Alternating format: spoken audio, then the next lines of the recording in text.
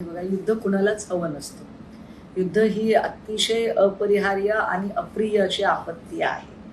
मात्र युद्धाचं उन्मादी स्वरूप ज्या पद्धतीने दाखवण्याचा प्रयत्न केला जातोय ते मात्र अत्यंत वाईट आहे. कारण सध्या भारत पाक सीमेवर जो तणाव आहे तो क्रिकेटच्या सामन्याचा तणाव नाही, तो सामरिक प्रसंगाचा तणाव आहे. त्याचं भान सगळ्यांनी बाळगलं पाहिजे.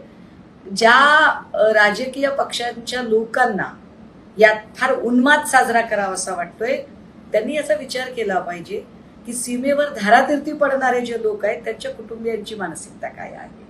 कोणाचा मुलगा जातोय, कोणाचं कुंकू पुसलं जाते, कोणाचं लेकरू जाते, कोणाच्या डोक्यावरचं छप्पर जातं, त्यावेळेला त्यांच्या कुटुंबात काय वाटत असतं. याचा अर्थ आम्ही भीतीने गाळण होऊन घरातच बसायचं असं अजिबात नाही.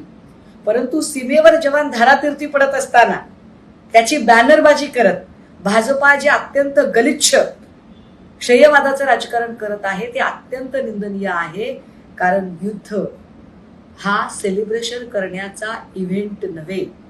युद्ध ही अतिशय अप्रिय आणि अपरिहार्य अशी आपत्ती आहे. त्याचं भान या लोकांनी बाळगलं.